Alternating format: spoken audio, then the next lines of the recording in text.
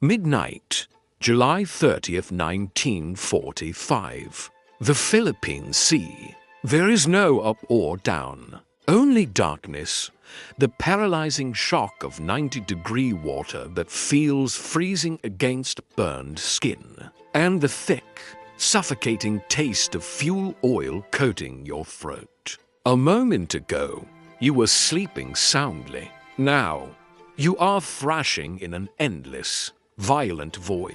You scream for help, but your voice is swallowed by the howling wind and the groaning metal of a dying ship.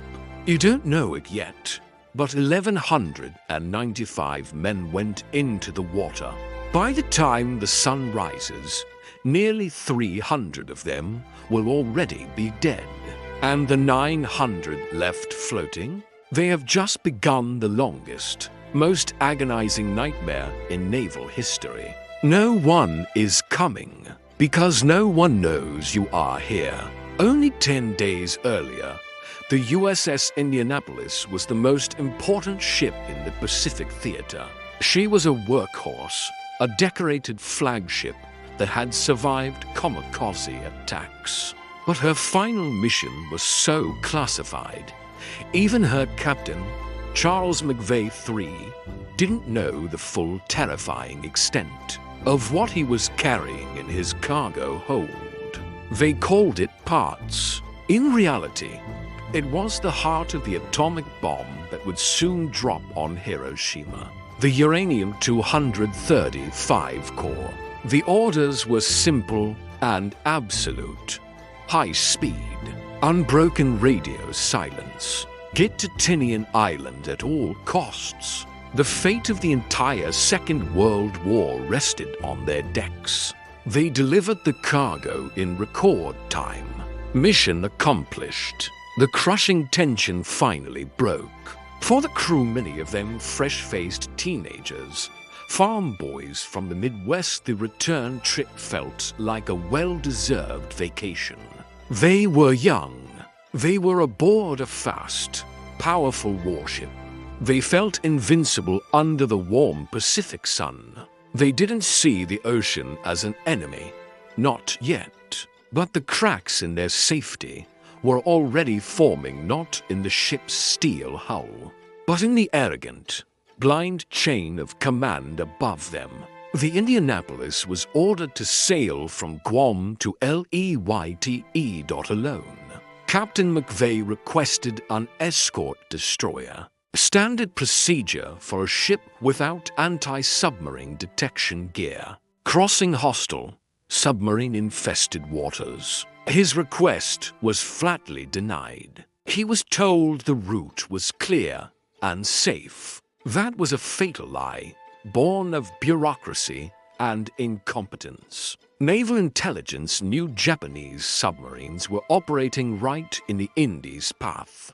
They had intercepted and decoded enemy transmissions. But that vital, life-saving information was marked ultra-secret and intentionally withheld from Captain McVay. So, on the pitch-black night of July 29th, the Indianapolis sailed into an ambush blindfolded. She wasn't zigzagging. The visibility was incredibly poor, the clouds hiding the moon, and orders gave McVay discretion.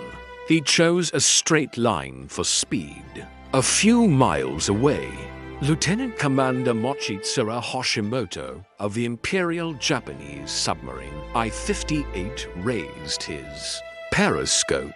He couldn't believe his luck. Through the crosshairs, the clouds parted just enough to reveal a lone capital ship, sailing straight and level against the silver horizon. 12:14 a.m. Two Type 95 torpedoes slammed into the starboard side. The first blew the bow completely off, instantly drowning dozens of men in their sleep. The second struck amidships, igniting the aviation fuel tanks and powder magazines in a cataclysmic blast. The lights died instantly. Below decks, it was an inescapable inferno. The ship began to list heavily to starboard. Men were incinerated in their bunks, choked by toxic white smoke, or trapped as heavy steel bulkheads buckled and sealed them in. Captain McVay gave the order, "Abandon ship." Even as they sank, a desperate SOS was transmitted. 3 separate naval stations received it, but one commander was drunk.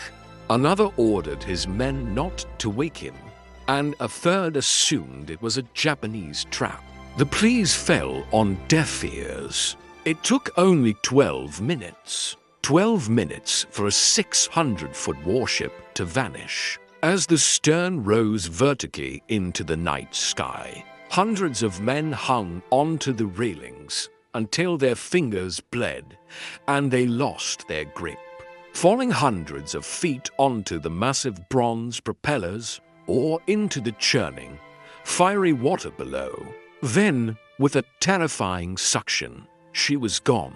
Silence returned to the Pacific. 900 men were left floating in a 3-mile-long slick of thick, toxic fuel oil. They clutched flimsy debris, ammunition cans, and each other. They were violently ill, severely burned, and terrified. But they held onto one single thought.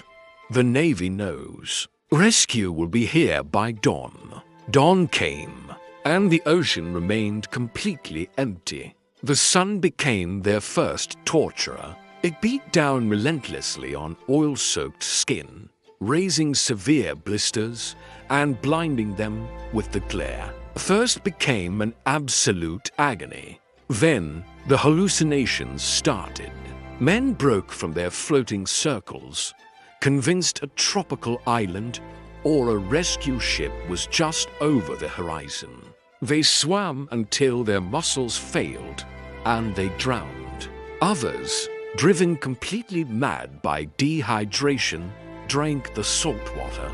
Within hours, they were delirious, violently thrashing and screaming before dying in bloody foam and convulsions. And then the thrashing and the blood in the water attracted them.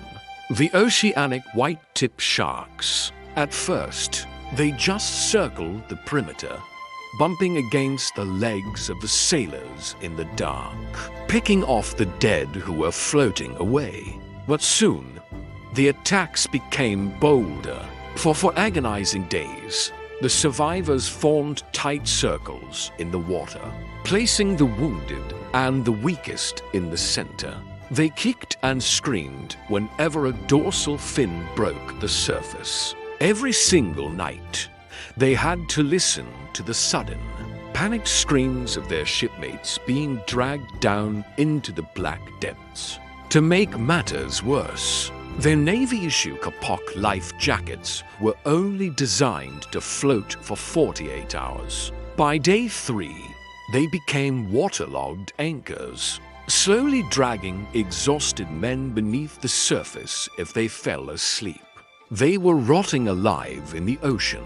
By day 4, hope was almost gone. These men were abandoned by history. We tell their stories to ensure the darkness never fully swallows them again. If you believe the memories of these sailors must be preserved, please take a moment to like this video and subscribe to the channel. Help us keep the archives of history open.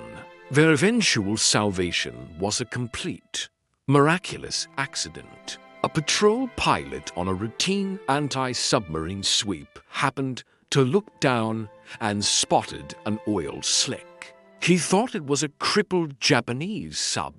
When he descended to drop depth charges, he saw the desperate, oil-covered faces waving up at him. The rescue took days. Of the 900 boys and men who went into the water, only 316 came out alive. The United States Navy, profoundly embarrassed by its monumental failure to notice a capital warship missing for days, needed a scapegoat. They court-martialed Captain McVay, He was convicted of hazarding his ship by failing to zigzag. In a stunning display of cruelty, the Navy even brought in Hashimoto, the Japanese commander who sank him, to testify against him. The guilt, combined with years of relentless hate mail from the grieving families of his lost crew, eventually broke him.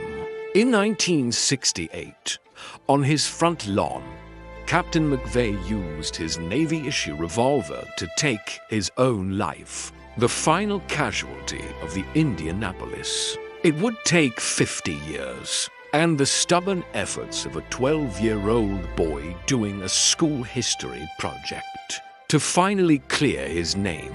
The USS Indianapolis delivered the weapon that ended the greatest war in human history, but her crew paid the ultimate, horrifying price for a victory they never got to see.